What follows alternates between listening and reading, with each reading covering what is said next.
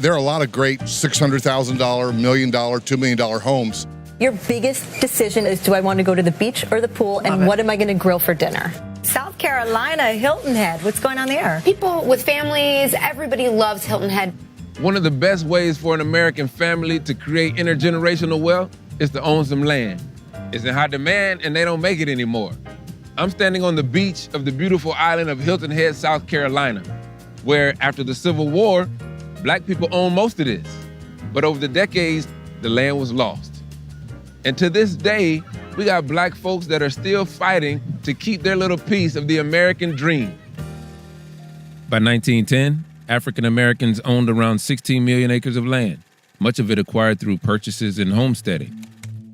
But after years of violence, intimidation, and legal trickery, most of it was taken. Texas A&M law professor Thomas Mitchell has been tracking that loss for 2 decades.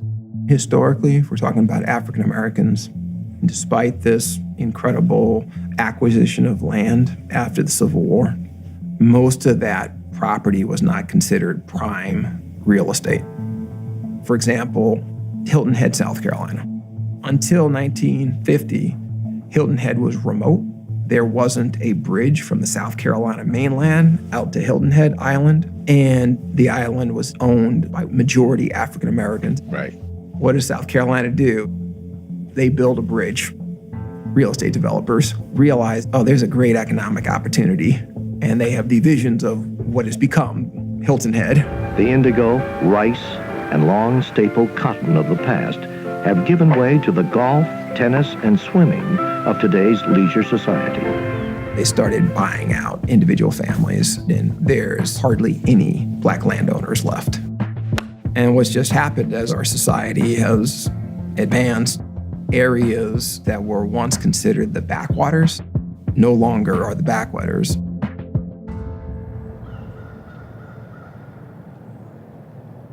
We're on a mission right now to get this tangerine. The vulnerability of Black land isn't limited to the coastlines. It's widespread throughout the United States, even in my hometown of Tallahassee. Sandra Thompson learned just how hard it can be to maintain possession of land that developers want to get their hands on. I remember growing up in Tallahassee. This was the sticks. I went to school with people that lived out here. We'd be like, you live in the boonies, in the boondocks. It's actually now zoned urban fringe. Urban fringe. Urban fringe. People try to buy it. All the time. Sandra's family were sharecroppers on this land. Her grandparents bought it in 1946 using money their son made serving in the military. But their will didn't clearly identify a single person who would inherit and manage the property. When my grandmother passed away, it was left equally to her descendants. So that essentially created heirs property. Heirs property. On the most basic level, what is it? Heirs property is communal type property, where your ancestors would have purchased the land, and once they passed away, it transfers to the next generation and their descendants. It's fractional ownership. A property that could be owned by 200 people. Any one of those heirs could sell their percentage. That new owner can go to the court and say, well, we can't agree on how to manage this land. And force the rest of the folk to sell it, even if they don't want to? Yes. And so it was essential for us to move it out of heirs property status. And that process costs from probate to title clearing close to about $10,000. Wait, so you own the land, but then you had to pay $10,000 to own the land again? Exactly. Because of the cost, a lot of families don't clear title to their property. And so then it keeps them in a vulnerable economic risk position. African Americans disproportionately own heirs property that every lawyer who was knowledgeable about this ownership form would tell them, run away. Do not ever own it under this structure. And so you're having a population sitting in this very vulnerable way, and oftentimes in a way that they don't understand how the law operates. sometimes until a lawsuit is filed. But land been in our family for at least 125 years. Started with my great-grandfather. But land is, for me, a lot of memories, part of my roots. I was proud of the name Lewis. We worked to have something. And I guess, per se, we lost it. The Lewis family owned 480 acres of land and a homestead in northern Louisiana. Because the land was Heirs' property, several distant family members were able to sell their share of it to a local timber developer named James Tuggle. Tuggle forced the sale of the land that happened last year. My great-great-grandfather raised 13 kids where that house sits. I mean, there are so many heirs tied into the Lewis properties. It'll make your head spin. Taxes were always paid on time. We were under the impression that could no one person from the family just up and sell any part of the property without anyone being notified. Do you all know the relatives that sold their part? I've only seen one once. You in New York, wherever, going on with your life, you don't really know nothing about this little country spot right here. You don't know nothing about this here. As part of the legal process, the forced sale of Heirs' property has to be publicly announced. In the Lewis's situation, a local newspaper posted a notice in the weeks leading up to the auction. This is a small town. Okay, this is not like the Washington Post, New York Journal, or whatever, you know. There's no paper out here in the country that's being delivered to the doorstep. You know, ain't no ball riding no bicycle throwing no paper on the front porch down here. So walk in and just do a family like that. I don't understand that. My mama keep the insurance on this house. She keep a roof on this house. She keep these bills paid on this house. You know, my thing is, your house has been here for years. Because of a technicality, you uprooted a family. Shortly after James Tuggle completed the purchase of the Lewis property last year, the sheriff evicted Michael. So this is where your trailer was sitting here. Those are the steps to the front entrance. I called the sheriff. Well, it's his property. He can do with what he wants. The sheriff saying that Tuggle could do what he wants. He can do what he wants. It's his property. I suggest you move the trailer. He says, well, that's all I can tell you. Is there anything I can help you with? I told him no. Michael ended up with a little over $2,800 for his share of the property. He used it to relocate his trailer home to a half-acre lot nearby. Still got to put in a water line. The water line's across the road.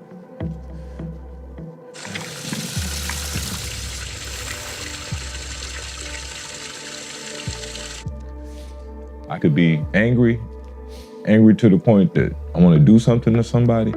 I mean, you're talking about 125 years of family heritage.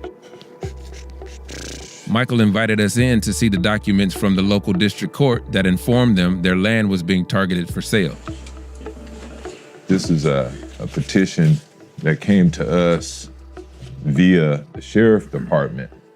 This is the very first document that we received. You're hereby cited to comply with the demand contained in the petition, which office is in the town of Homer, said parish state. You have There's 15 a lot of words days after thrown this. at somebody that really can't understand some of the lingo, so to speak. And we get up to the office to find out exactly what it is that they're trying to say. To make sense of these documents and get a better understanding of what happened to the Lewises, we visited the clerk of court, Brian Flynn. Anything involving a partition lawsuit is filed here in this office. I'm the custodian of all of these records that you see. So you want to take this out in the front? Yeah, we take it out. All right, good deal.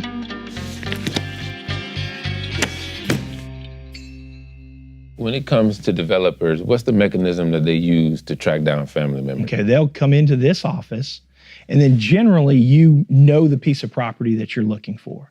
whether that is because it's got some timber on it or something of that nature.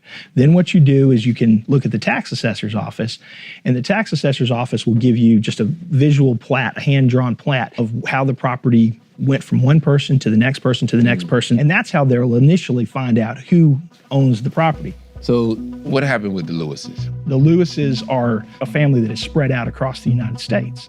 So James Terry Tuggle buys into that property. Now, he didn't just buy a sliver of that property. He ended up buying somewhere in the neighborhood of 20%. Understood. Once he owns that, he can force the entire thing to be sold. And that's what he did. Which he did. I smell it. Over the course of a decade, Tuggle, a timber developer in town, bought the shares of more than 20 people connected to the Lewis property, most of them from out of state. He declined our request for an interview and didn't respond to our written questions. So the sale happens at the sheriff's office, where it is publicly open for bid, and it's sold for $555,000. And a bargain of a price, right? Well, I mean, I don't know, $550,000. For 500 acres? Oh, I've seen 17 acres of land sold for $1,800. And believe me, that's disturbing. The sale he's talking about was made in 2001 to a real estate investor named James Steele, who advertises his ability to force the sale of Heirs property. We caught up with him at a sheriff's auction nearby. All right, suit number 41821, Trig Investments, LLC versus Maurice Hunter et al. The minimum acceptable bid is $2,294.25. The floor is now open for bids. Do I hear a bid? A bid cost. Okay. $2,294.25 is sold. Just put your name right there. Morning, Jim. Morning. How you doing? Fine. What just happened today here?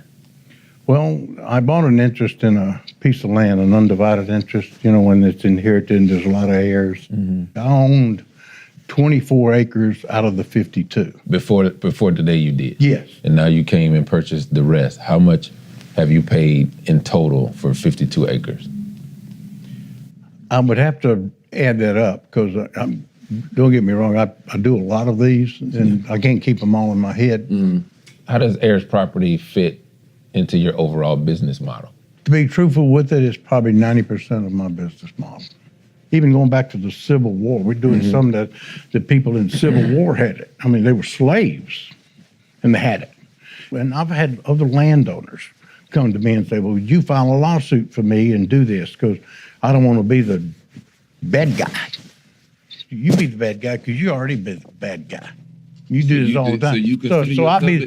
I'll be the bad guy. You recognize that what you're doing is perceived. You look at me as evil. No, I don't know. No, I'm saying no. No, I don't. No. What I'm saying is, to the family member that wants to sell, you're bringing the bank. You're bringing the money. To the family member that doesn't want to sell, you're evil. Probably in their eyes. Yeah. And some people are sincere about not wanting to sell. They mean it. Most don't. Most say that, but they don't mean it. They just want instant gratification and money now. But there are some that don't want to sell, and it's usually the ones that live on the property that are getting free rent, free everything. It's their land. That's not free rent. Well, they only own a minuscule portion of it. I've heard it thousands of times. You can't make me sell my land. And then I respond back. I say, yes, I can. But it's my land. Well, it used to be. Jim, that ain't real. The bottom line is what you have is these families who many times owned property for generations, including families who acquired ownership right after the end of the Civil War. Their property rights are instantaneously extinguished, and then they are stripped of a significant amount of their overall wealth, not just their real estate wealth, because African Americans disproportionately who have assets, it's represented in land and homes. So their single greatest asset now has been sold at a fire sale, and they're getting pennies on the dollar. The way that this system is set up, it seems like it disproportionately affects African Americans who, through legal trickery and threats of violence and lynching and whatnot, land has been taken from them. Well, You see what I'm saying? Yeah, I hadn't lynched anybody lately, but and you know, and people like me, I'm at least nefarious. I'm an opportunist. I'm a racist. I've been called everything in the world. No, I'm not a racist. I don't go after certain things just because you're black or you're Asian or you what. You going after the land. So if everybody in the world could sell a piece of land to their brother or their sister or their son, and nobody could build factories, nobody could do anything. It would always be out of commerce and never be able to use. There's no remedy to get it back into commerce. And do you think it's fair? It has to be. It has to be fair. Jim Steele wasn't involved in the forced sale of the Lewis property. James Tuggle, the developer who was, let Greg stay on the land, but his mother decided to leave. This is my mother's house. When she retired, this became her home. Why did she leave here?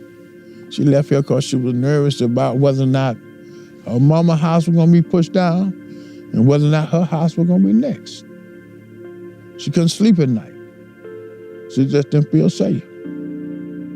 Greg's mother, Miss Trudy Stanley, and other members of the Lewis family tried to formalize their ownership when they found out it was being targeted for sale. Mr. Tuggle was years ahead of them in the process and outbid them during last year's auction. Shortly after that, Miss Stanley moved in with her daughter in Washington, D.C. It's painful to realize that I don't have it anymore. It's not right.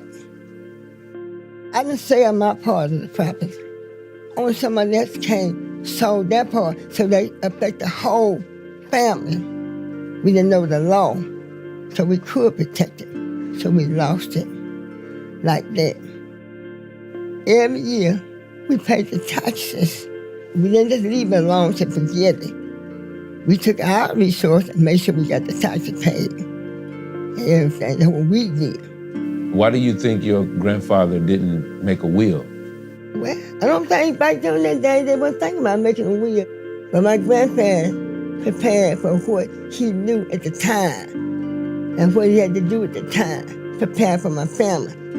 So I know the difference because you need a will. Because there's going to be chaos in their families.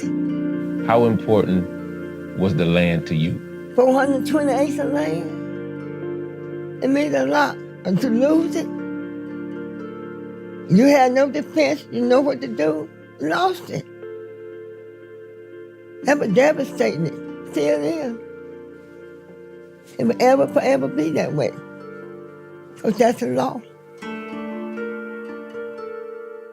Part of the reason we have in the African American community such a high incidence of heirs property is that when African Americans moved from the status of being property themselves to after the Civil War, being able to become landowners, right. Hardly any of these families were able to structure the ownership in a way that would be stable because most African American families had no access to attorneys.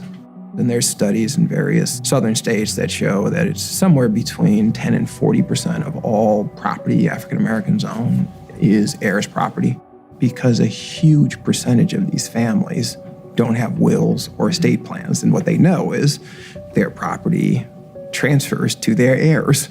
There's a huge racial will-making or estate planning gap. Average white family has 10 times the assets of the average black families. Real estate developers or speculators or investors, they know that. And so what they do is they give a lowball price because they know that the family can't even compete against the lowball price. According to United States Forest Service research, there's around $28 billion worth of heirs property in the South, and that's a conservative estimate. Thomas Mitchell drafted legislation designed to help families hold on to theirs. So far, it's passed in 16 states. So the first provision is if somebody files one of these lawsuits and requests a court to order the forced sale of the property, what the other owners are then entitled to is to buy out the person who asked for the forced sale. There had been this narrative that black landowners were inevitably going to be extinct by about now. I was like, why are we going to sit back and watch more and more property and land and homes go, and then on the back end call for reparations, as opposed to trying to stabilize the ownership so that it's not dissipated 20 or 30 years from now. My family homesteaded these properties. They raised families on these properties. Mr. Tuggle, he ain't gonna build nothing on it. It's all for the timber. All for the timber. Far as you can see on all these hills, this is fresh cut. I mean, right after he purchased, he went to cutting. It was in the family for 125 years. All of this? All of this. My aunts and uncles' houses sat up on the top up here. You can see that it's been wiped clean of pine, and everything that you see pushed up, they're gonna come back and burn it and then replant. This is important that you stick together, you keep your interests together, you hold tight to your interests, and if you plan on doing anything with your interests, make sure you do it in the family. Keep it in the family. That's where we fell short. Because whatever they got from him now is probably gone. Just like everything else.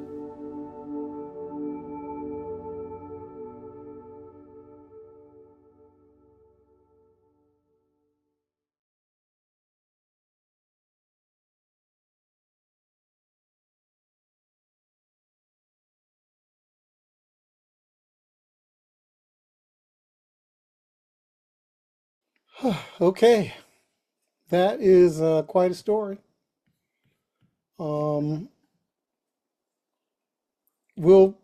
talk more detail. We'll answer questions a little bit later. We've got another film we're going to show. This one is a little different in terms of it's not talking about the Heirs property piece as much as it's talking about the way that African American farmers were shorted by the government programs, and that in and of itself caused a lot of black farmers to lose their property. So we're going to play now the film How Black Americans Were Robbed of Their Land.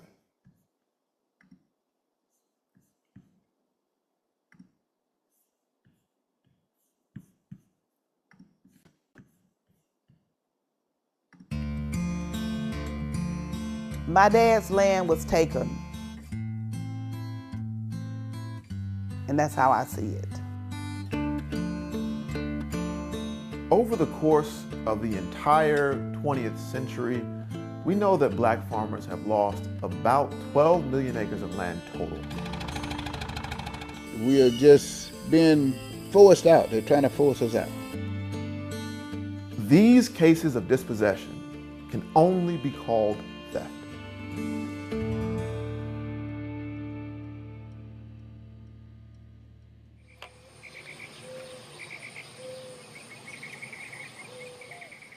Okay, just about ready. Mount Bayou is an historic all-black town, formed many years in the 1800s by two former slaves.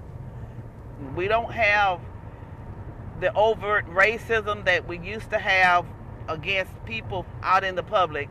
Now we deal with it with employment, economics, banks. We still deal with it, and until we overcome all of that, the Delta will forever struggle, is my belief.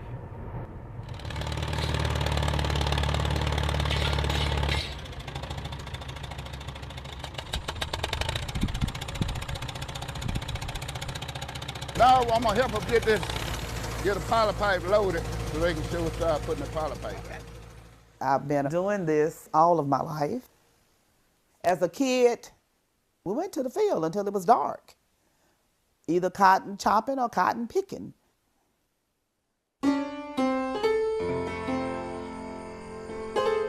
The The Mississippi Delta is this area between these rivers in the northwest of Mississippi that has some of the most fertile land in the United States, in the continent, really. If you go out there, you'll see rows and rows of cotton, of soybeans, every single type of crop you can imagine. But in the early 20th century, almost all the land was owned by white folks. It was homesteaded out by the federal government, or was otherwise inaccessible to black folks. My grandpapa, Ed Scott Sr., started purchasing land back in 1938. They came from Hale County, Alabama, and they moved to Mississippi in 1919 before my dad was born. My grandmama hated it here, but in Alabama, black people could only sharecrop. No one would sell them land. Very few could get the historic 40 acres and a mule. Ed Scott Sr. was almost supernaturally gifted at farming.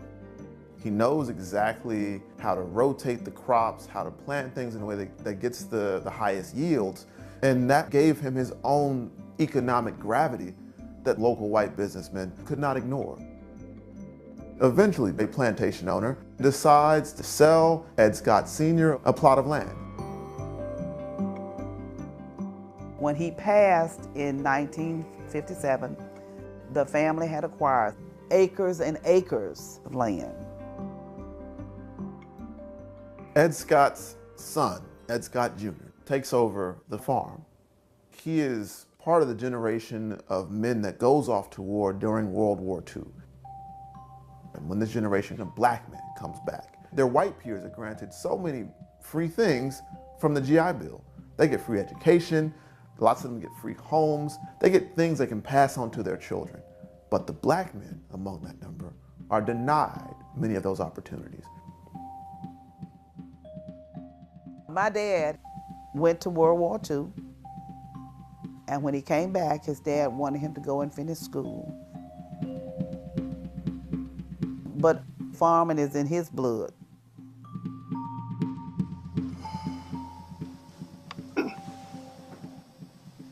You had to know what you're doing to make a living here. You had to. My dad used to bale hay and sell chicken and turkeys. He used to take turkeys to Greenwood down there, white people and sell them. My dad was the smartest one of his siblings and the hardest worker of his siblings. You know, every now and then he'll say, God ain't gonna make no more land, so you better hold what you got. When Ed Scott Jr. takes over the farm, he's operating it through one of the most turbulent times in American history. 1953, the first bus boycotts. 1954, Brown v. Board. 1955, Emmett Till is lynched. You know, I left here and went to Selma, Alabama when they had the march from Selma to Montgomery. Mm-hmm. It was rough back then, but you had to have some guts to stand up and just be rough with them. When he owned his land, he actually had 57 families who lived on his land and worked with him. And it was like a community. Whatever we needed was on our farm. We would put up peaches, we would put up peas and butter beans, and everybody got their share to carry them across the winter. It was like a utopia. Modern farming requires debt in order to grow your crops, in order to collect a harvest. Over the past 100 years, the federal government has become more and more of a player in providing the credit to those farmers. Much of the administration of this federal money was done by locally elected committees. And what do we know about voting in the South at that time? We know black people could not vote. The people who ended up controlling all that were the great-grandchildren of the plantation owners. And why would they ever give a black farmer money to start his own farm. And so between 1950 and 1969, black farmers lose something on the order of 6 million acres of land across the country. But the Scots were able to hold on to most of their land until the farm crisis of the 1970s and 1980s. Rising fuel costs, increasing cost of production, new taxes. These changes will have a significant impact on the well-being of family farmers. Federal legislators are slashing farm programs to pay for the deficit. As farming in America collapses in the 70s and 80s, there's a lifeline in the Mississippi Delta: catfish. The federal government, they pour a whole bunch of money into taking these poor white farmers who are struggling, getting them into catfish. The people who are left out of that are the black farmers. Ed Scott Jr. sees what's happening. He sees catfish as a way out. He converts most of his farms into 8 giant catfish ponds with no help from the federal government. He digs them himself.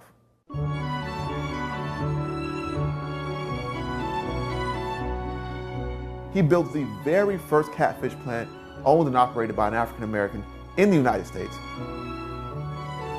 And it becomes this inspirational story across the South of a black person who has literally beat all the odds to create something new.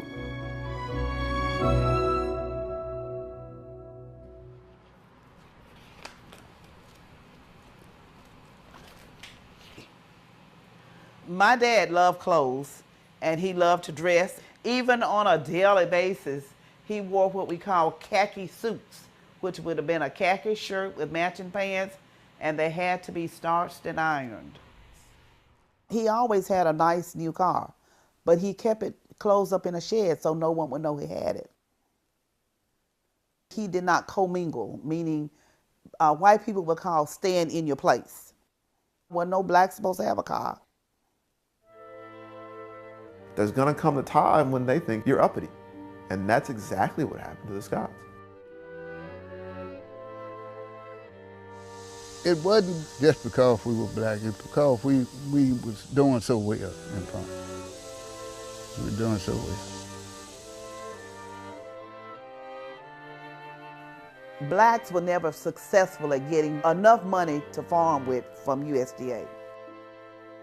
So when they went in to get the money for the crop, they gave them half of what they need, which was the way of keeping blacks from being successful. Because if you're gonna grow beans and you say, I need this much for fertilizer, I need this much for crop protection, I need this much for seeds, and I need this much for watering, and you only get half of that, there's no way for you to produce a good crop. Yeah, they used to try to buy no land in Mississippi. You never own no land in Mississippi. White people ain't gonna let you own no land in Mississippi. That's what the county agent will tell me. It's documented. They did not offer him the same loan terms. They regularly offered him much smaller loans than they did white farmers in the area. The county agent, he refused to give him a loan. So he could not feed his fish, could not water his crops. They foreclosed on his land. At its peak, the Scots farm spanned across 1,000 acres. Now it was down to just 300. Who won it? Black farmers. When? Now. In 1997, thousands of black farmers sued the USDA for discrimination. What's known as the Black Farmers Lawsuit is actually called Pigford versus Glickman, one of the largest class action lawsuits filed on behalf of black farmers against the USDA and the federal government.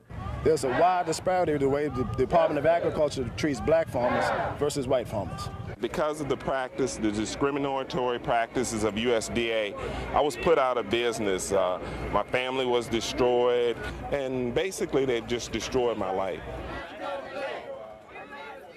The Scots become one of the marquee families in this lawsuit.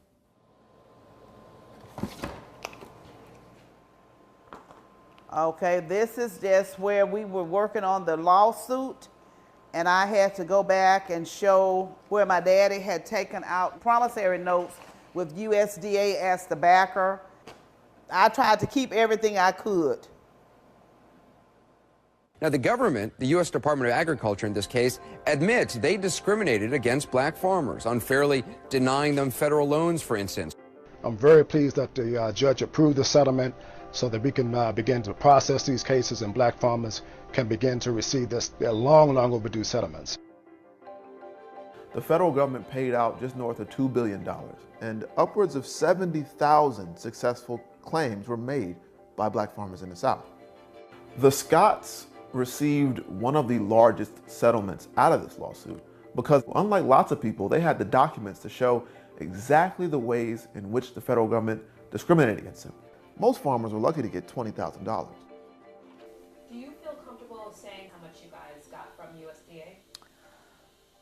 I'll give you an exact figure later, but it was right a little over $7 million. He was blind, but we made sure that he signed the documents to buy his land back, and he presented the check to the same man who was instrumental in taking his land. He was still in office. It took the Scott family nearly 30 years, a space of a generation, to buy their land back. Land hunger, as W.E.B. Du Bois describes it, is this almost mystical drive to seek and to own something in this United States among people who were once property themselves.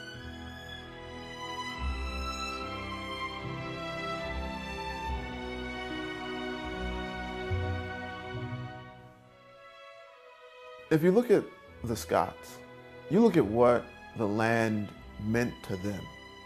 It wasn't just money. It was destiny. It was something to hold on to. It was a purpose and something that held their family together through generations.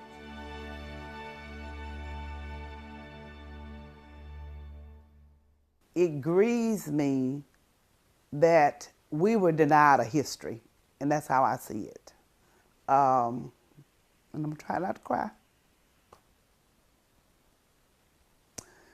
It's dear to me that my children know what my ancestors went through for us to be where we are and who we are.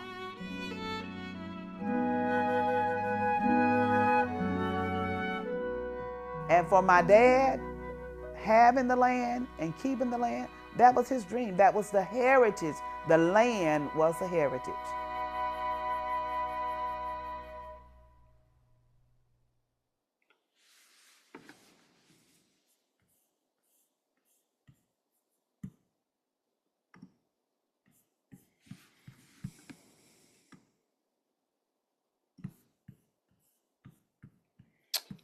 All right. So the way I scheme this is that the first story kind of left you a little bit let down. But then the second story kind of provides a little bit of uplift. So we don't have to all be teary-eyed as we move through the conversation. So I'm going to invite Reverend Aaron back up. Reverend Aaron, you around? Let me see if I can. I am here. I am here. Okay. I just want to add you to the pen. Okay. So, what'd you think about the film, Reverend Aaron, or the films? I thought the film was very well done. I think that they raised some poignant issues about ownership, but more specifically, as we weigh in on the experience of African Americans, in particular, being descendants of slaves, folk who have come and migrated to this country against their will, built the infrastructure of the country, but have fallen short when you look at the perils of the failure of the Freedmen's Bureau, the Freedmen's Bank. You read books like The Color of Money, The Color of Law. Fundamentally, what most people don't know, particularly based off of lack of education, is the fundamental nature of land ownership being the crux of the foundation of the economic system, not just in America, but in the world. I never forget my first year of law school, and it's quite interesting. My hardest course was property, and I took property with two luminaries within the legal academy, um, Hovenkamp, who was the foremost authority on antitrust law, um, and he was on retainer at the time for Microsoft, kind of showing my age now. I still think I'm young. Uh, and then the dean of our law school at the time was, I guess, the oldest standing dean at the time, um, Dean Hines. Uh, and at one point, he was counseled to Berkshire Hathaway, and then another gentleman by the name of Shelley Kurtz. Um, and uh, these folk may be foreign to you, and they should be, but more specifically, uh, it didn't really make sense in light of the fact that when I was growing up, when my parents were going out to buy property, that was what we call grown folks business, right? You stay at home or you stay with your grandmother while they went out to handle those transactions. And I chide my mother now, who is a senior citizen, for making a huge faux pas as far as my exposure of what I needed to be exposed to. And if I ever needed to be in grown folks' business, that was one instance because I was woefully unprepared for those conversations because my parents owned everything and I didn't own anything. But more specifically, we did not have those conversations. Uh, Moving forward, um, my son, I have included him on conversations tangentially. Now, is he a real estate expert by no stretch of the imagination, but conceptually, he gets ownership. Even with him throwing tantrums as a kid of this is mine and being stingy and not wanting to share. And so when we look at this whole notion of property, terra firma in the Latin, it cannot be created or destroyed. Or as the man said in the movie, his father was a very brilliant man, and he said, there's no shortage of property. In essence, you need to hold on it because there's inherent demand. And so there are far more people than plots of land. And so there is inherent value or inherent demand for access to property. But more specifically, um, when we talk about the ownership of property, um, first and foremost, it's not communal. It's very parasitic. It's very intentional. Um, when you want to go after the quest of property, and that may not be reflective of the values historically of African people, who embrace concepts of Ubuntu. But more specifically, the first lesson that I learned about property was that it should be used to its highest and best use. And it became clear to me on the first football Saturday. I lived about, say, 5 blocks from the campus, from the football stadium. And I was going not to the football game, I was going to the library to study my first week. And I come out of my basement apartment of a split level house, and there are 20 cars on the property. And so my landlord got my rent, the rent from the people upstairs, and then was charging $20 per car, land being used to its highest and best use. And so the whole notion, even with the commentary of the film, that you hold on to the land as if it's a heirloom, that you hold on to it because it's ours and we keep it in the family, to a certain extent, is antithetical to, just simple economic theory. In light of the fact that property is scarce, um, even from a policy standpoint, um, there are mechanisms or loopholes to fuel either the exchange of property quickly or incentivize the development of property. And so the whole notion that you just hold on to property and sit on property that is undeveloped or that is not used to its highest and best use will always be frowned upon by the powers that be because they want, in the word commerce, it to be useful in commerce. And so even as, they seem to be dismayed about taking the timber off of the land. I get phone calls at least twice a month about air property of Chicagoans who have air property in Mississippi, um, Arkansas, um, some parts of Texas, whereby they are getting phone calls from people who either want to lease or have access to the shrubbery on the land to sell the wood or to lease the property for some sort of development, or even just flat out calls to acquire the property. Because it's almost the adage they're willing to make a dollar out of 15 cents. They're willing to cultivate that land, and so when you look at the schemes to take property, they're real. A lot of people are house rich and cash poor. Um, and even when you look at the ways in which we finance property, there's no such thing as a good loan. Um, there just isn't, right?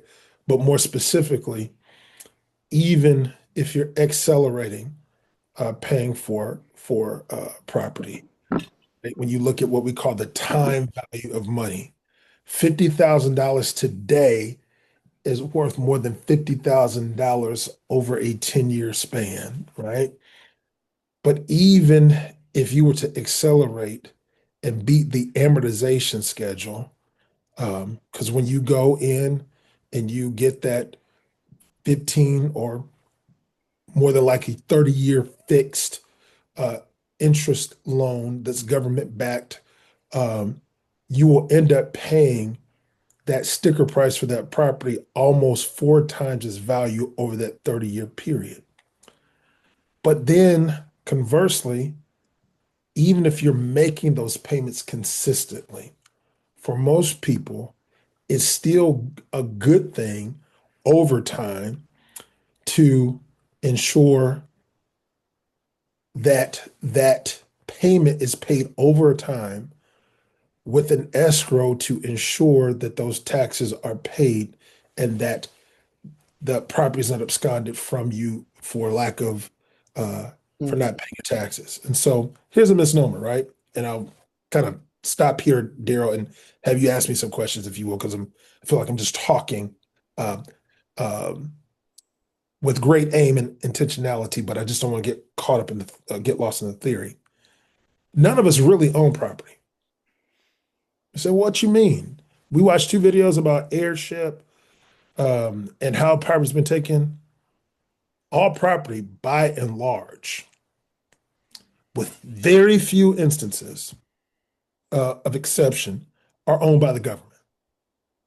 The government owns property, even if you pay that property off, whereby if you don't pay those taxes, they have first rights to that property to liquidate that, to get the tax, to ensure that there are funds for the common good, roads, the budget for our county, the budget for your municipality are primarily raised through property taxes, the budget for your schools.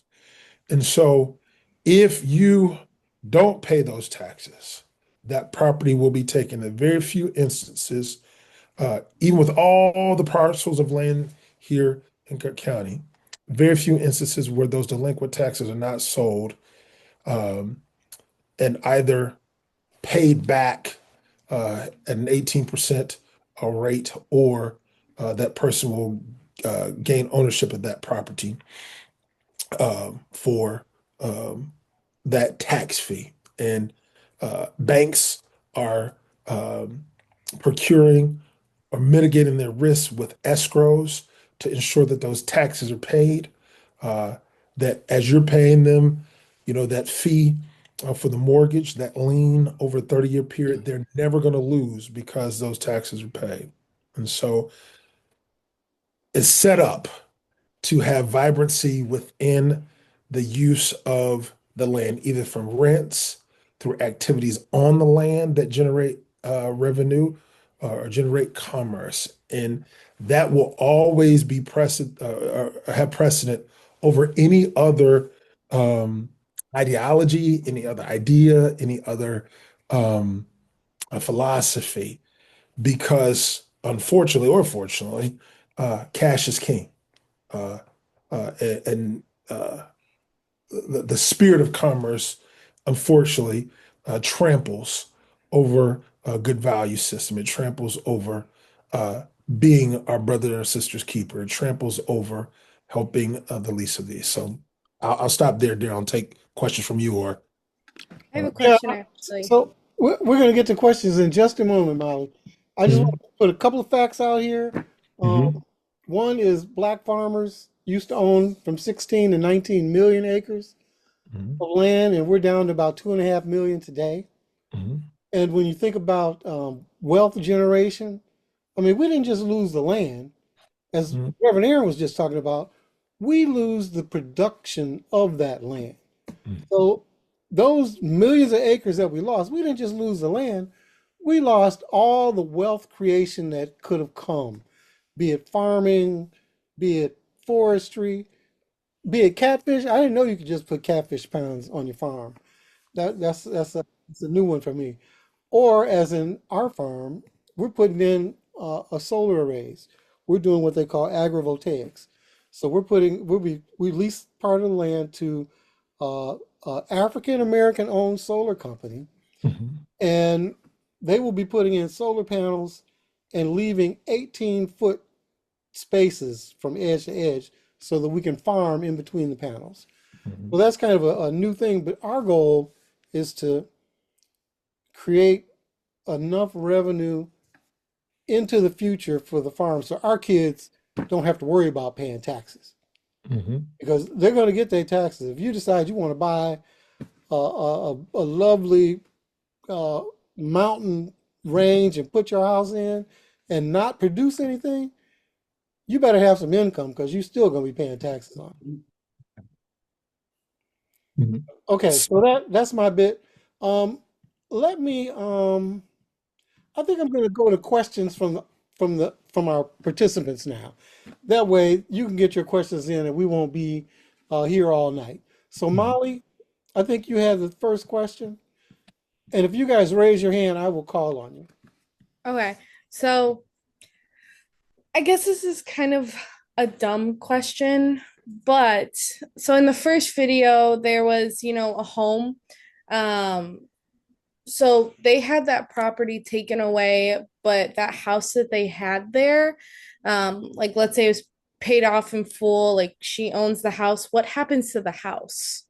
Does that go with the property as well? Okay. And then my second question is, what if, I guess it would be then the same answer, is that if you buy a piece of land and you build a house, paid off, all that stuff's paid off, it would be the same thing as well then. The house is gone with the property as well. Okay. If you sell the land, the property, it's gone. Everything Everything on that's the property on, is included. yeah, everything that's on there is gone. Yeah. Okay. Any other questions? I see Sharpie.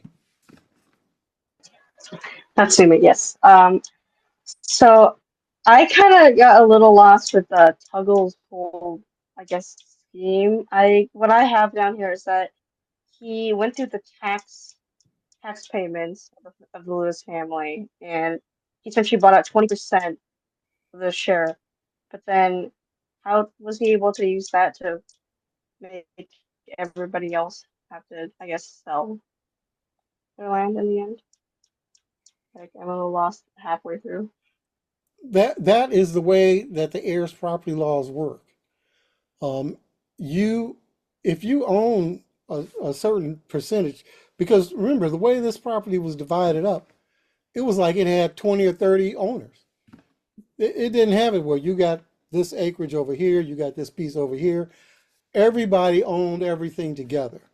So when somebody accumulates a certain amount, and I'm not sure what the number is, and then they decide they want to sell, everybody else has to come along in that sale, or they can buy the other person out.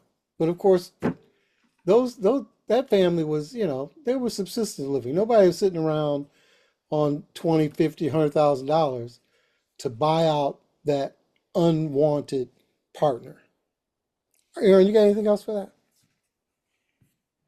Yeah, so I was just one more clarification. So with the whole tax thing, one of the things I'm getting from it is like they can essentially raise it, and if you don't pay it, they don't even have to tell you that they're liquidating your land, or no?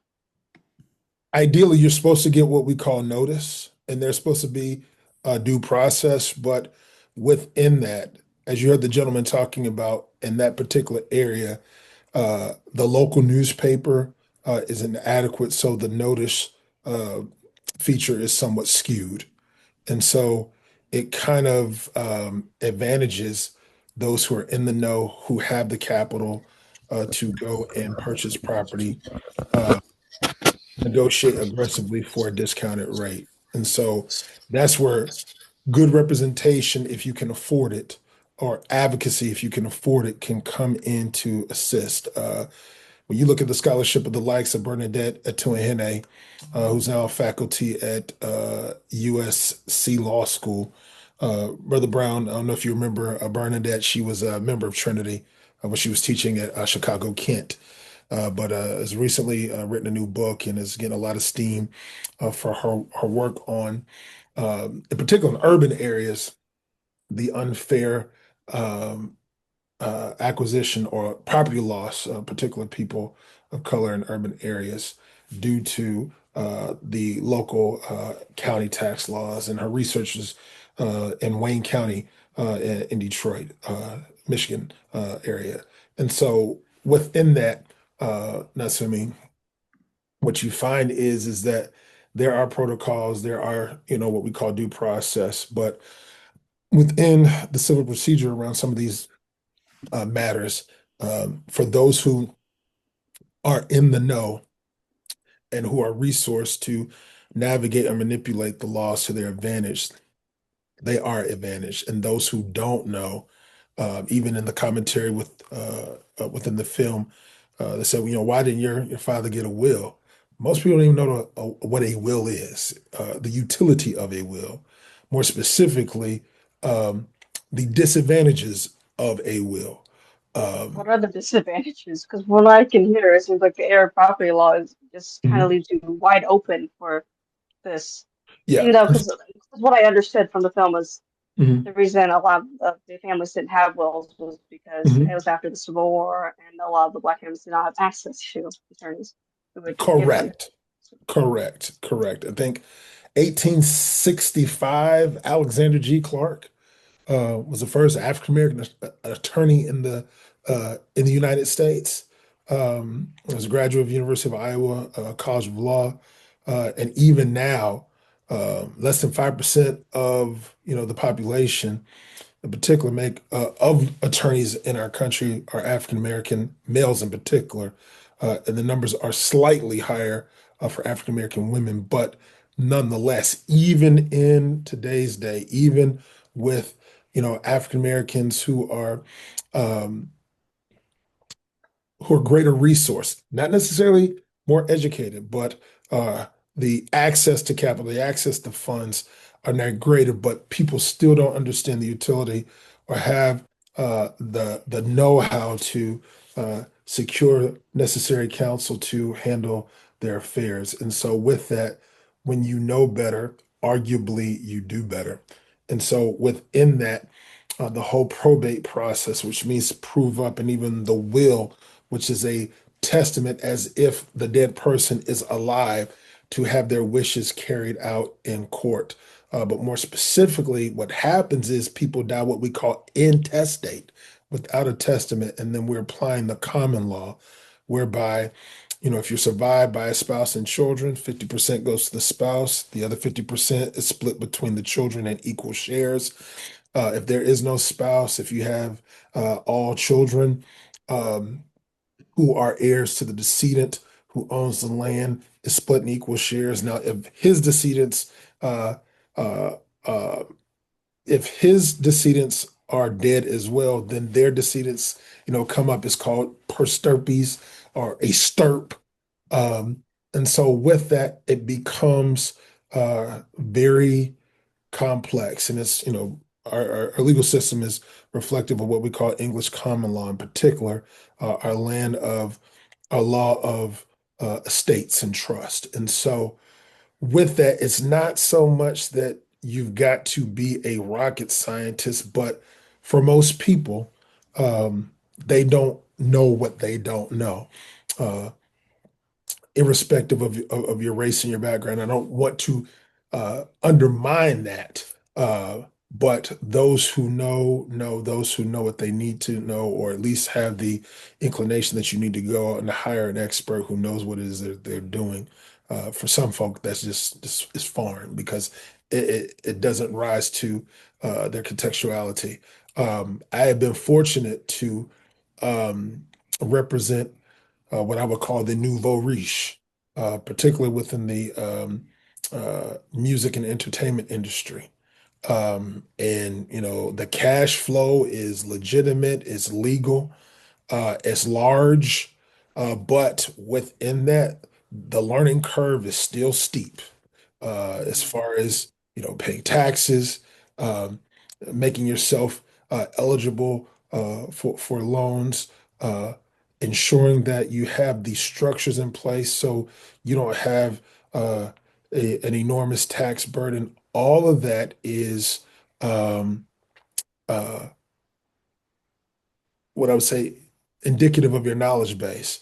Um, this is a boring read, but I would suggest for anyone who's looking to preserve wealth, reading the U.S. tax code might be beneficial to. Yeah, we're all going to run out and get that. So one of the folks on the call, Dr. Vicky Casanova, referred me to a gentleman, Reverend John Jefferson, who is a 6th generation farmer. And John, if it's okay, I'd like you to kind of unmute yourself and just talk a little bit about any of your experiences with this whole, with some of these complexities that tend to trap African American farmers. So I guess the first thing is John really on, or is this?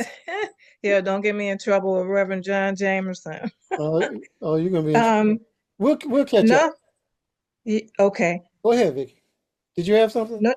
I was gonna say I'll text and see. I know that as a working farmer, he and his wife and his son and his family definitely have right in southern Indiana have an amazing story.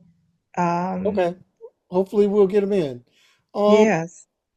So I'm sorry, can I say something totally different while I'm on? He's like, oh man, I knew better than that. But I also just wanted to say thank you to Justice Watch team and to you and to Trinity for raising this. And, on a whole different note, just the parallels that I'm seeing and even experiencing in I'm not even going to say land loss or home loss, but it's theft of a different sort. I'm a person, for example, whose home was fraudulently sold, and I'm fighting to get it back right now. And we're hearing that, some of that is part of a trend of just another way of a land grab. They'll never run out of good ideas to steal. Teresa? So I'm on. It took me a minute to get my mic unmuted. Oh, this is John? Please. Yes, this is John. Okay, James. I'll come back. I'll come back to you, Teresa. John, let's hear from you. 6th generation farmer. Well, I'm married to 6th generation farmer. Well, that's me too. I take credit for Uncle Fred. Yeah. That's my wife's. Yeah. Yeah, yeah. So located in Lyles Station, Indiana. That's Lyles Station, Indiana. Um, uh, it, along with my father-in-law, featured in the Smithsonian African American Museum of History and Culture. He's in there as one of the last remaining African American farmers still farming family-owned land that they've owned since pre-Civil War, 1855. Um, we worked very close with the Mr. Pickford and his family. Still real good friends with them, and speak with them on a monthly basis and everything. Um, the issues that our farmers have, which is part of the work that we do, is we don't understand what you're talking about, succession planning. We don't understand about wills and trusts.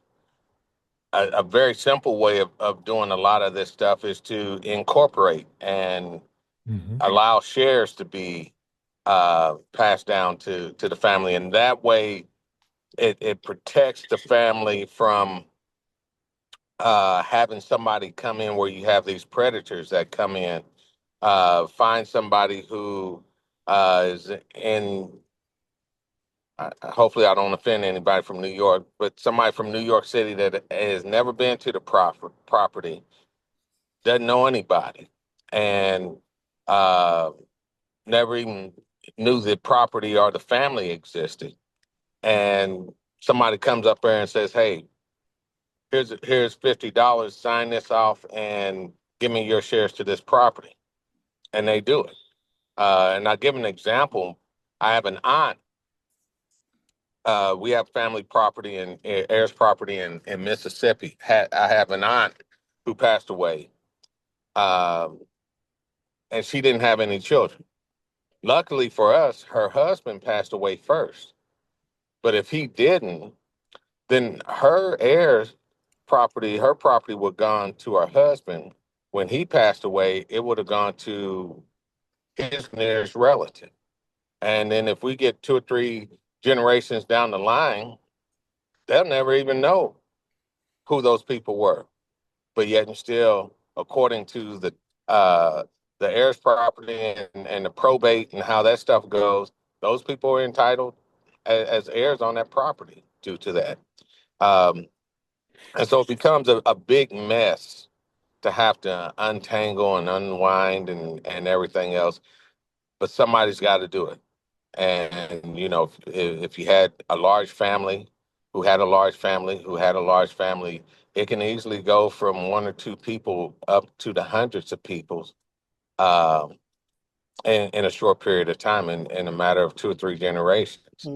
And to try to cover all those people, any strays that may be out there, or anything like that, is a very difficult thing to do. And so, you know, we often, like I said, do programs and things of that nature to try to enlighten people of this. We work with the Federation of Southern Cooperatives in their attempts to try to help mitigate these things and help people walk through them. There are programs that are out there.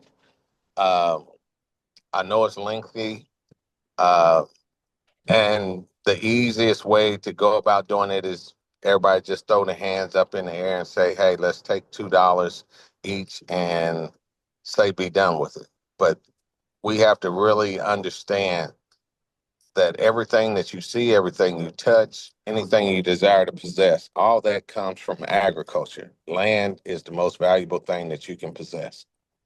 Now, I digress. Thank you. Thank you so much. I appreciate your comments, John. Teresa, you had a question?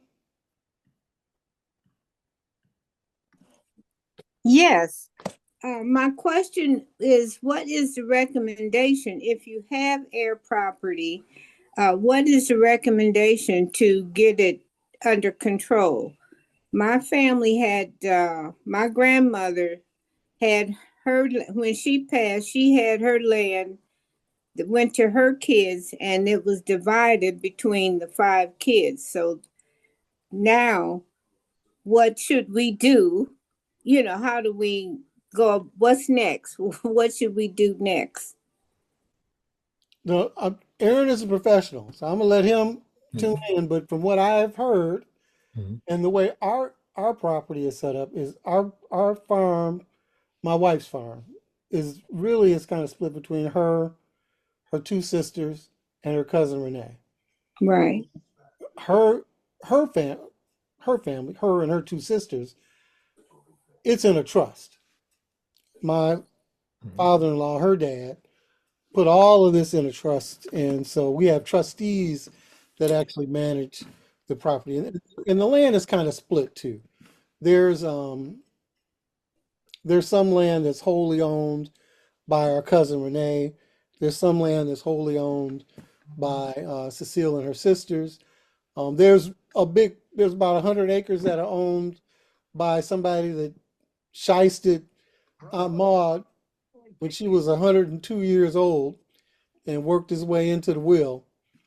So there's that piece that we're trying to buy, but now it's handed off to somebody else. One day we'll buy that land, but not today. And then the other piece was the corporation, Reverend Aaron, and I know you can kind of add to that. Yeah, Reverend was very, very insightful when he said, having the corporate structure and putting that into play. He's talking about shares, but even with the membership, but more specifically, a holding company that will hold the assets and provide you some anonymity, some what we call asset protection, which is a step further than estate planning. Estate planning have done well will keep you out of probate court. You at least know who owns what. But then protecting the property from the vultures, that's where the asset protection comes in with the corporate structures and the complementary trust instruments. But fundamentally, the answer to your question is go seek the counsel of an attorney where that property is located.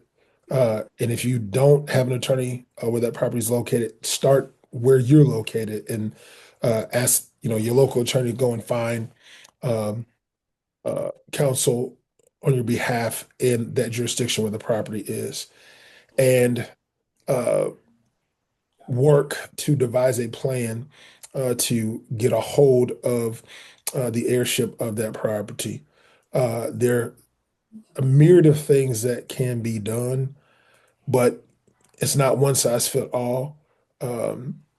There are some strategies that can be employed, particularly if you're looking to buy people out, because when you have 30, 40 heirs to, a parcel of property that is here, there, and everywhere, and it's off the beaten path, it becomes a very convoluted endeavor that can be worked out. Is just challenging, but not that it not insurmountable to say the least. But call a licensed professional and have them work with you to devise a plan on how to organize everything. Now, there's some practical things that you can do outside of the licensed attorney. One, begin to educate your family on the property that you have, what property is, why we should take it seriously. It should not be the afterthought, and you can actually manage people's expectations with proper education and instruction.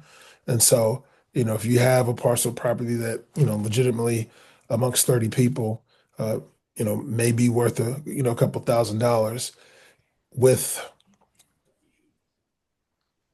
contextually with good information, you shouldn't have people holding out because they think that they're about to inherit $1 million, which is just unrealistic. But if they have good information, but more specifically, you have people working together and you're congenial with them and you're sharing information best you can, those situations are easier to work with. When you have people who are holdouts or who don't want to collaborate, that's where things get messy. That's where the impasses come. So the more congenial you are, the more patient you are with people, the easier it is to move along with the group. And then also be strategic. If you're acquiring property and you have, the wherewithal to um, uh, acquire, within a contemporary sense right now, be very thoughtful about who you want to leave your property to and how you want to leave it to them, particularly within a plan whereby it's easy to inherit and it's easy for them to navigate without having too many cooks in the kitchen or too many hands in the pot. That can help out as well. And so um, those are just some practical things that you can do. Okay, thank you very much. Hope that was helpful. You're welcome. Yes, very much. Thank you, Teresa, for your question. Yeah. Okay, I have another silly little question.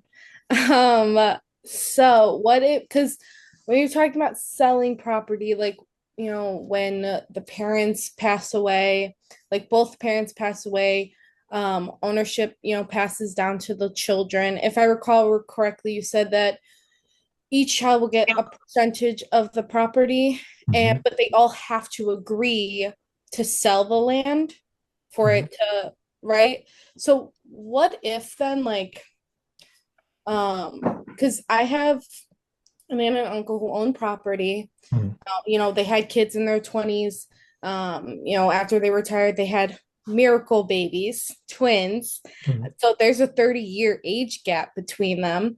Now, let's say my aunt and uncle pass away tomorrow. The two younger kids, they're only 12 years old. Now, let's say, my older cousins, they all want to sell the property.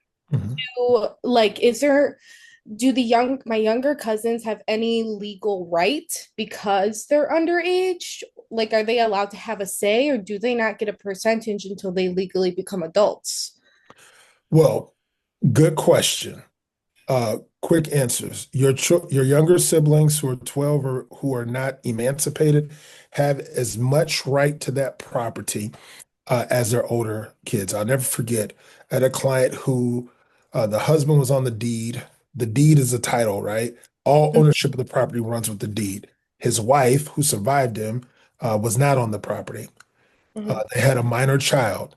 Remember, I told you 50% goes to the spouse, 50% goes to the child. That in that instance, what happened was this mother who gave birth to this child had to go into probate court to become the guardian of her own child to preserve her interest in the property. So the minor children have right, and their right is not diminished because they're minors. Now, they'll have to have a guardian to protect their rights, right? If the property's in trust, there's even in Illinois, within the statutory language of the trust, that will allow the kids the opportunity to enjoy the benefit of the property, even if they don't have the wherewithal to service the tax debt. Now, the mortgage will still have to be paid, the liens will still have to be paid, but if there were insurances to pay that off or inheritances to pay that off, there are provisions in there to manage the tax debt. Taking it a step further, with that, it's not so much that you have to be in agreement to sell. If there's a disagreement, courts are more inclined to force the sale, all right? And so if there's harmony, everybody's getting along, you can do things together. If not, if there's a holdout person, that's when the courts will come in and force a sale, because all of the heirs have equal rights, and you cannot, fraction up a fourth of a home, and we'll just utilize that as the example.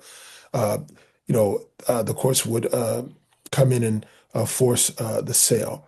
But within that, when we talk about the utility, in particular, of selling property, it's easier to sell the property than it is to hold on or bequest the property for a person to hold. Now, when we talk about the sale of properties, particularly here in Illinois, Cook County, title companies are king, because you have title insurance that banks require, but more specifically, an investor wants to know, does Molly have title to that property? And so there's an insurance policy that's tied to that transaction. And so to keep the flow of commerce going as far as the sale of real estate, you don't even need to, go to probate court.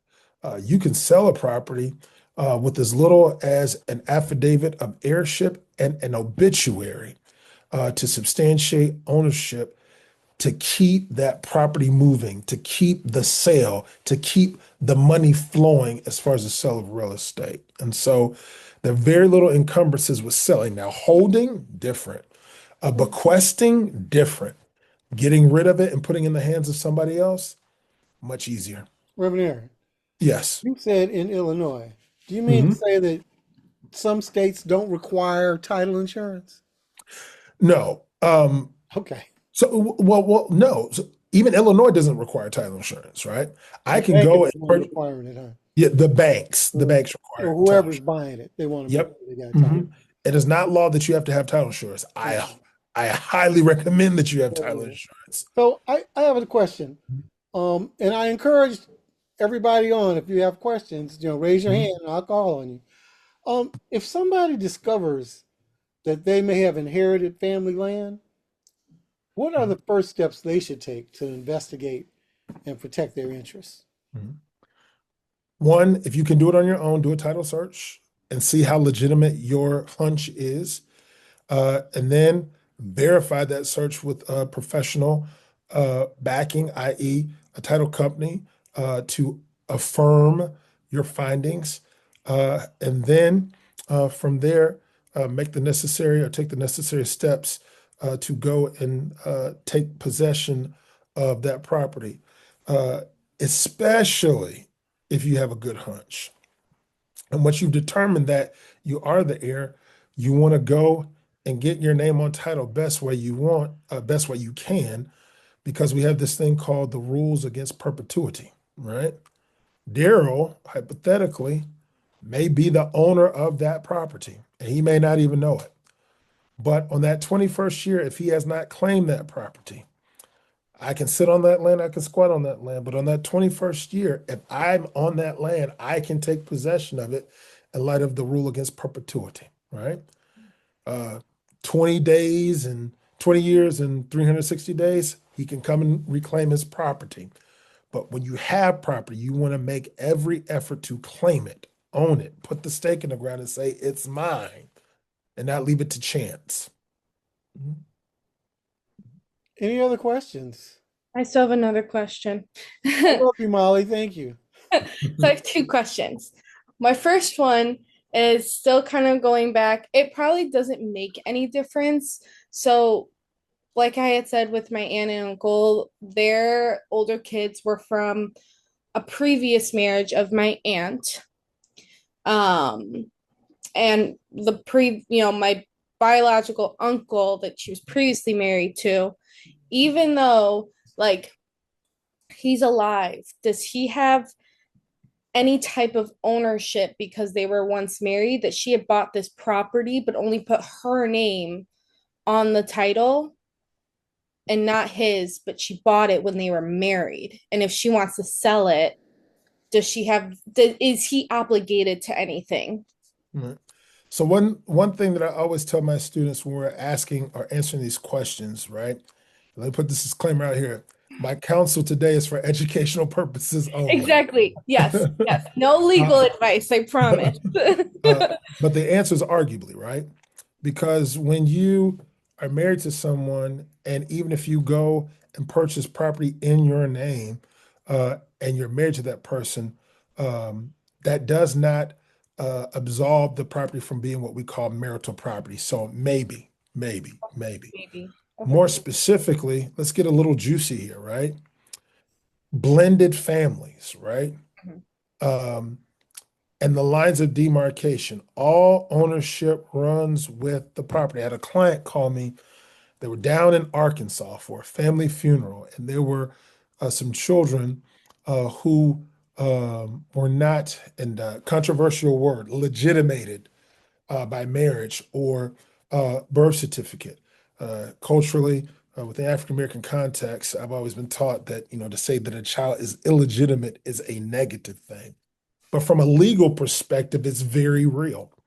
And I got a phone call asking about whether or not the children who weren't in the household, who he claimed versus who he didn't claim, should be added to the obituary.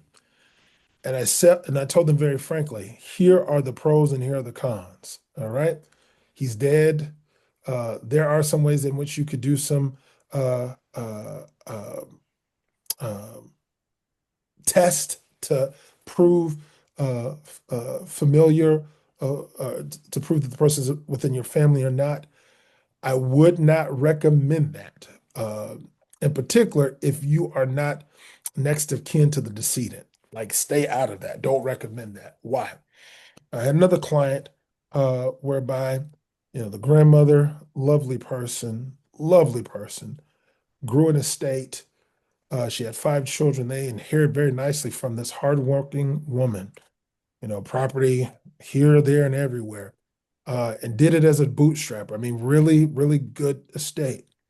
But she was in her son's business. He wasn't claiming a child, and she had left a bequest to this child who, her son was not claiming. And at the time of her death, and then he died, that child came back making a claim to the estate. And the legitimated heirs are in court fighting. And it's unbecoming. And so when we talk about how we operate familially, culturally, it is not reflective of law that most people don't even understand or know. And so with that, when you talk about property, heirship, it's not something that's, endearing. It's not something that's lovey-dovey. It's black and white. It's the law.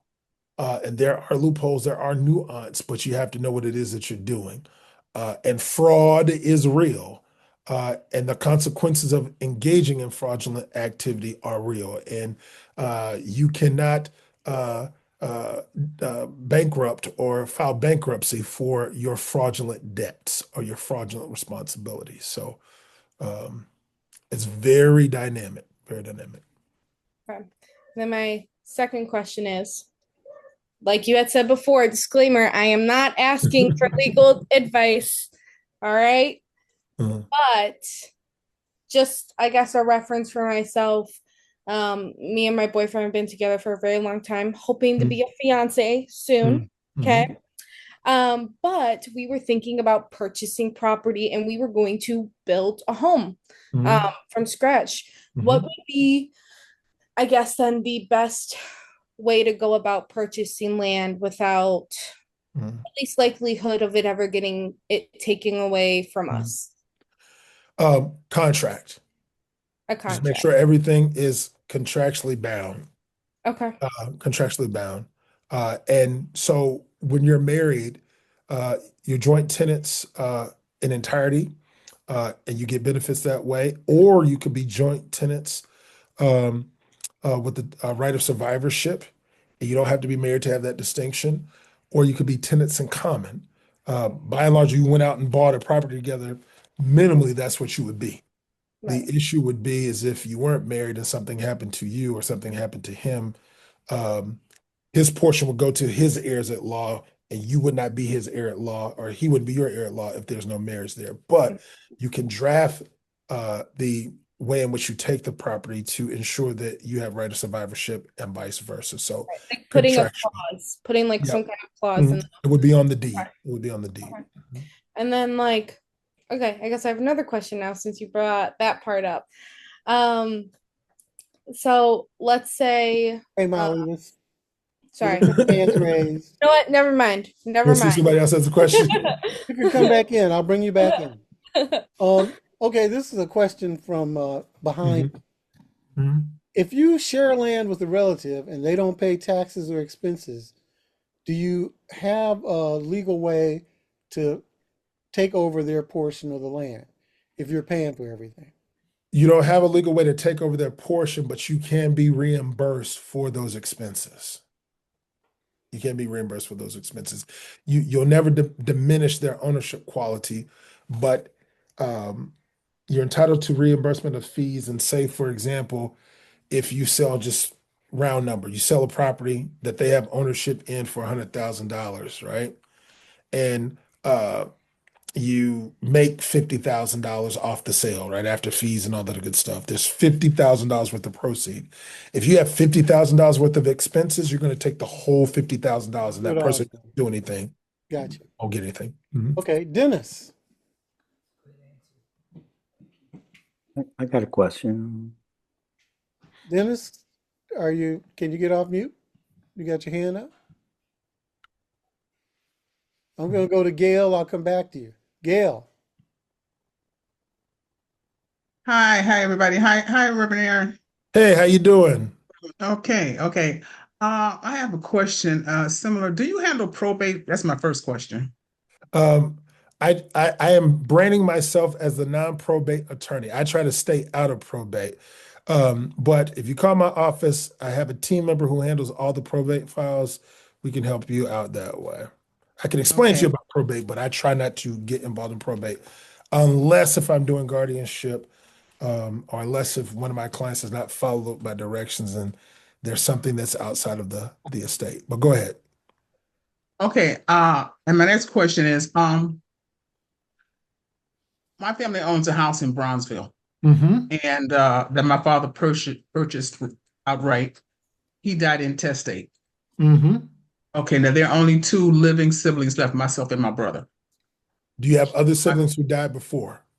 Yes. Okay. I'm with you. Some of them had children. So are they counted? They are counted as heirs, correct? They are. I got to tell my brother that he don't want to listen. Okay, so anything that's done with the house, they have to be considered, correct? They do. Okay. They do. But remember this.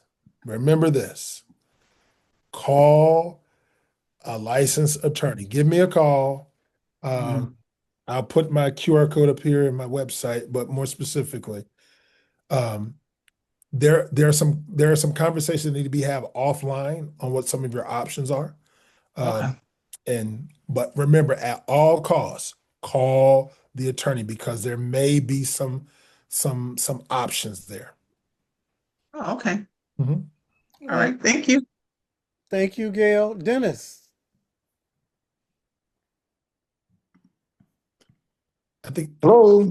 Yes. Okay. Sorry, I'm having a little technical difficulty. No problem. I am the son of a parent who has property in her name, and I've had the conversation with my children about maintaining the land, and I'm not getting a lot of excitement about that fact.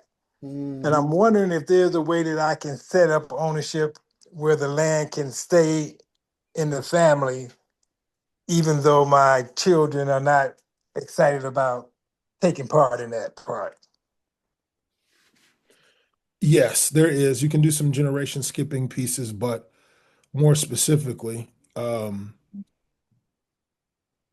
there's a way to do it. Yes.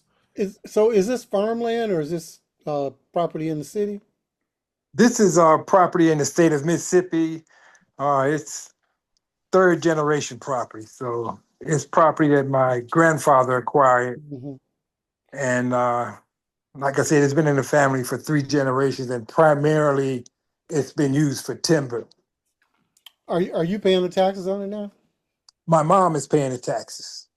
Okay. So just to say, in our situation, my father-in-law, when he set up the trust for the farm, he also set up an account for the farm so that there's money to pay the taxes out of the overall trust that he has set up for us.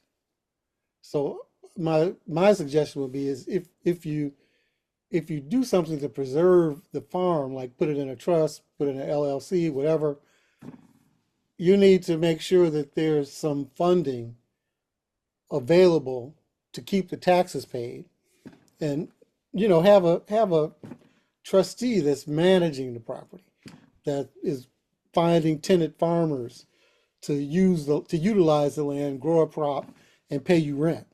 So, I mean, those are just kind of like my practical suggestions based on how we're actually doing ours.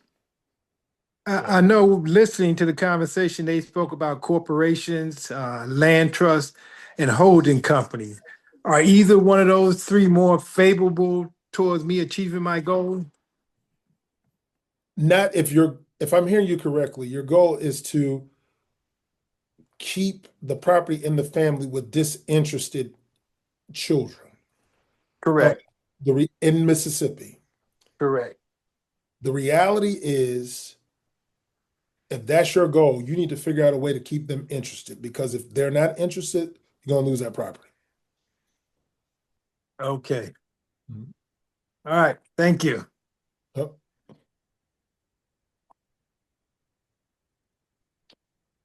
Yeah, I think Carl had a question. Yeah. You know, in the last past maybe 10 years or so, especially in the city of Chicago and especially in the South Side, there was increased number of where gangs were getting house titles and selling them fraudulently. That became a big issue a couple of years back.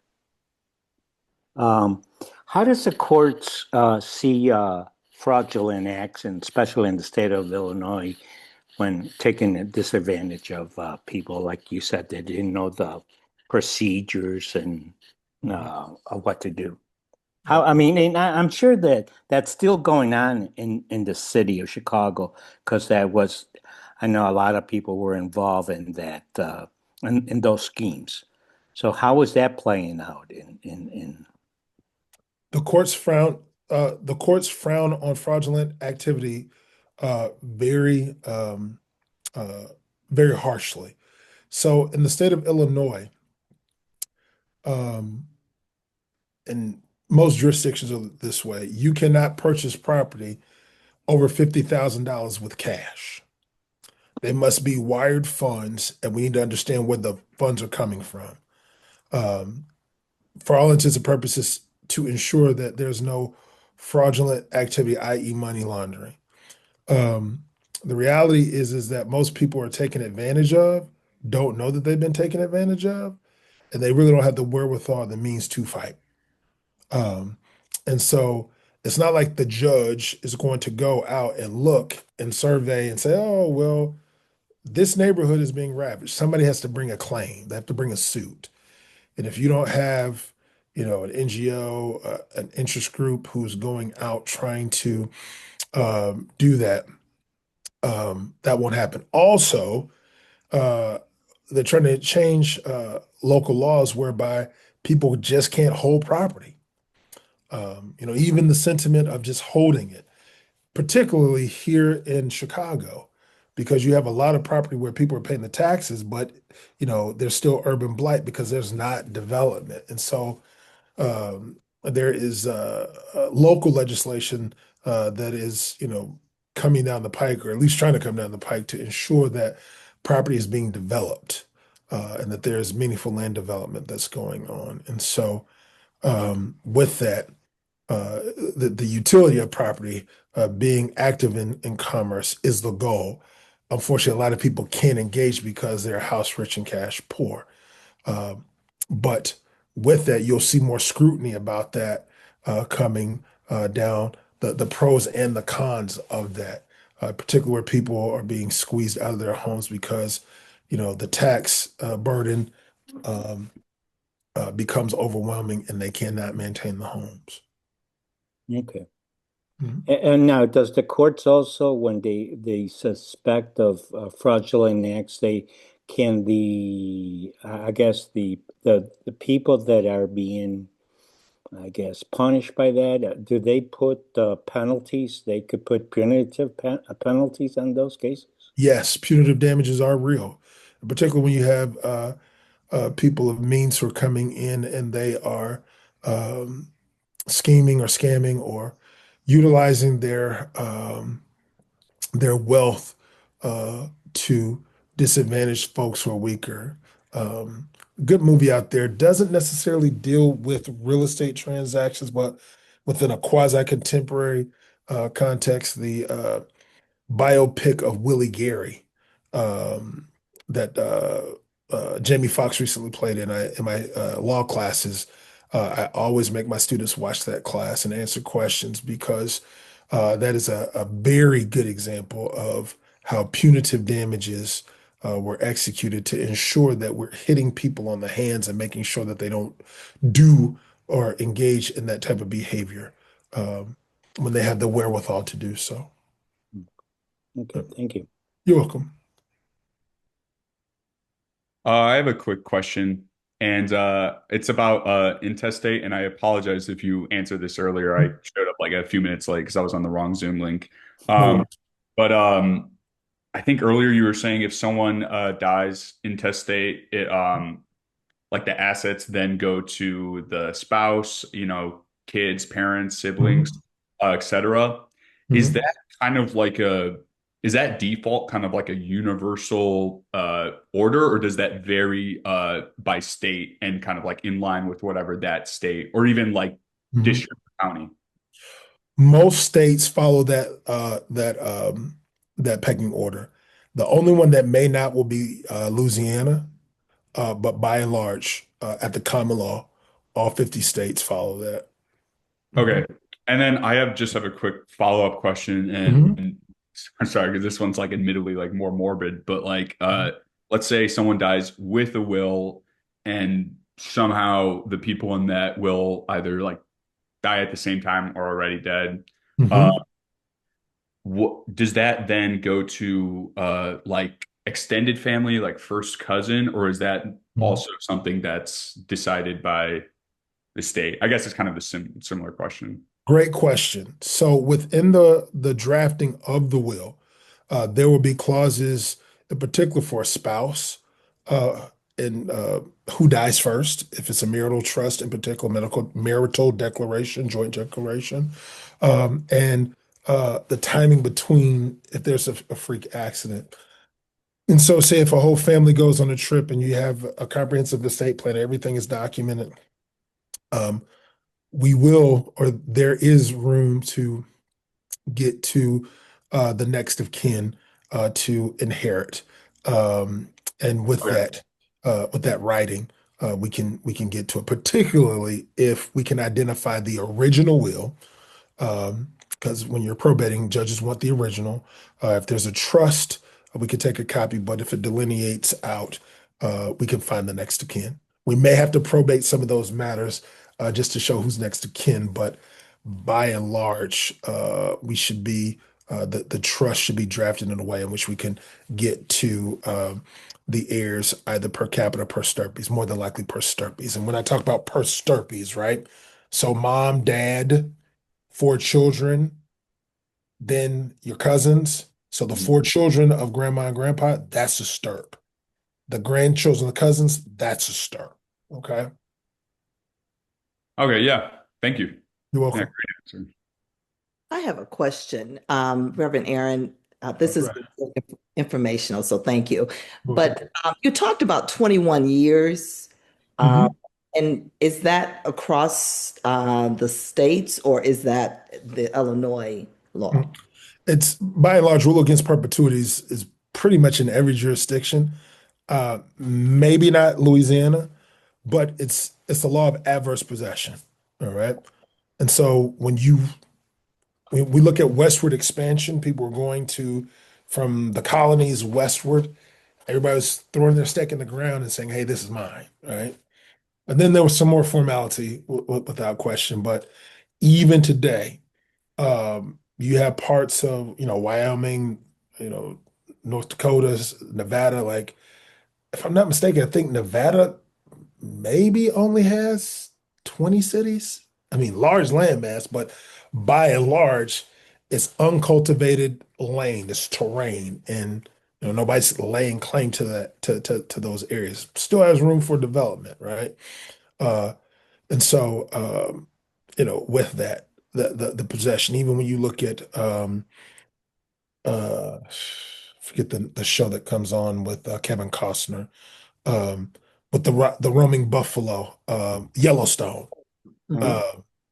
it makes so much sense watching it now as an attorney who primary focus is real estate. But the roaming cattle, the first case that we went over in law school was about a group of men who went out on a bird hunt and they shot the bird and they're trying to figure out who owns the bird based off of where the bird dropped on whose property. And so all of that comes into play, as far as the land, who's owning it, who's laying claim to the land, who's paying taxes on the land. Mhm. Thank you. You're welcome.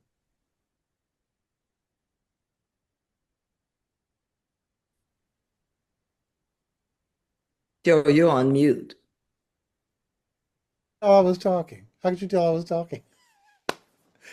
Reverend Aaron, thank you so much, my brother, for coming on and helping to explain some of these situations and provide a little bit of non-legal advice, but just providing understandings of how some of this stuff works.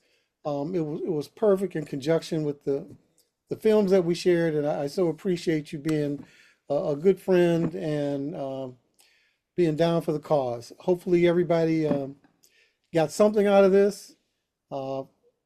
Social Justice Week continues. Tomorrow we've got our midweek manna 11:30 worship service at the church. Reverend Mose is preaching and he's going to be providing a social justice word. Then tomorrow night we've got the social justice prayer service. So we'll be delineating some of the key issues of the day and then asking the Lord to come in and help us wrestle with them. And then, of course, Thursday, the Reverend Dr. Frederick Haynes III will be preaching revival at 6:30.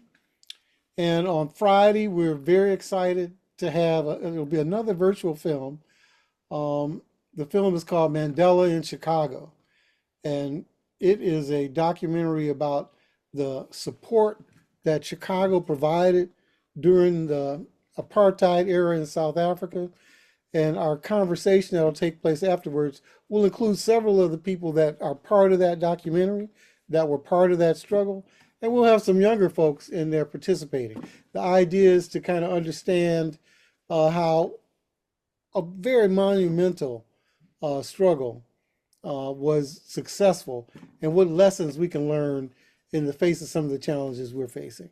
And then finally on Sunday, December 7th, we'll be having our Social Justice Community Forum where we'll have some reflections on the success of the Pretrial Fairness Act, which Trinity was involved in from just about the beginning. We'll have some people give short reflections on that. We'll have some conversation on some critical issues, some opportunities to take action, to be engaged.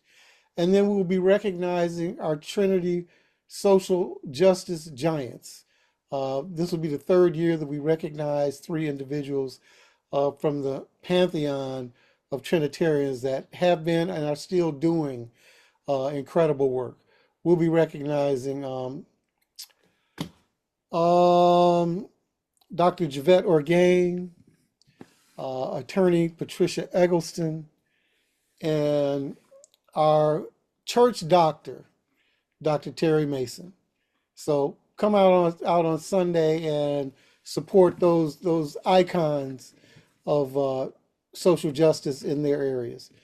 And that's it for tonight.